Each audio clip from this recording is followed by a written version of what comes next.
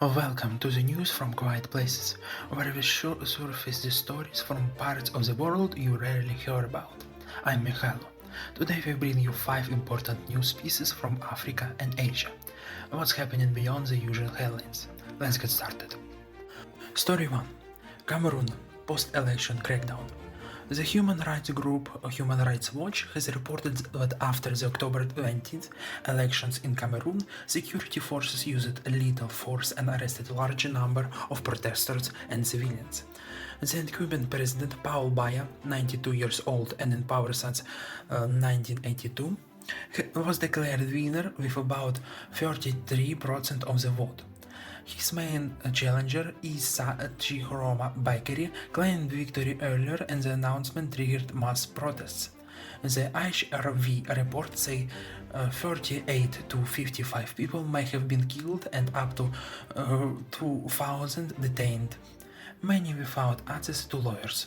Why it matters? It shows how democratic processes remain fragile in parts of Africa. The repression of protests raises questions about freedom of expression and rule of law. For European audiences, instability in such places often doesn't register, yet the human cost and local repercussions can be substantial. Story 2. South Africa. US boycott of the G20 summit and presidential response. President Cyril Ramaphosa of South Africa said the decision of US President Donald Trump to boycott the upcoming G20 summit November 22-23 in Johannesburg is their loss. The boycott stems from US accusations that minority Africans farmers are being persecuted in South Africa and over geopolitical grievances.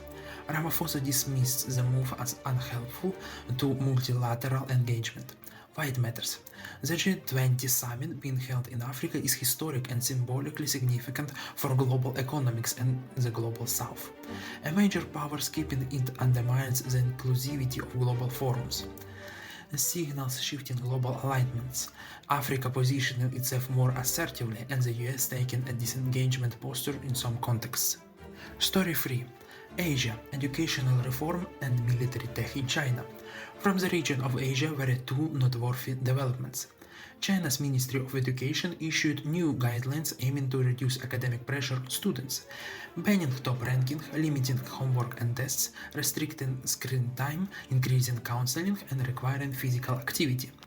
China also released footage showing GJ-11 stealth drone flying in formation with the J-20 and J-16D jets, signaling growing sophistication in its manned-unmanned teaming in aerial capabilities. Why it matters? The educational reform reflects deep-seated social issues, high stress on students, mental health concerns, and the government's willingness to intervene culturally. The military footage reveals the pace of Chinese advanced aviation and drone development, which has implications for regional security dynamics. Story 4. African Development Bank AFDB $100 million loan for infrastructure in Africa and Asia. The bank announced a $100 million loan into its Emerging Africa and Asia Infrastructure Fund, supporting sustainable infrastructure development in both continents. Why it matters? Infrastructure is a key bottleneck for development: roads, power, water, logistics. Linking Africa and Asia highlights the global nature of infrastructure, finance, and cross-continent flows. For investors of policy watchers in Europe, such funding signals where growth and risk are migrating. Story 5. Asia border insecurity story. Thailand-Cambodia border mine incident.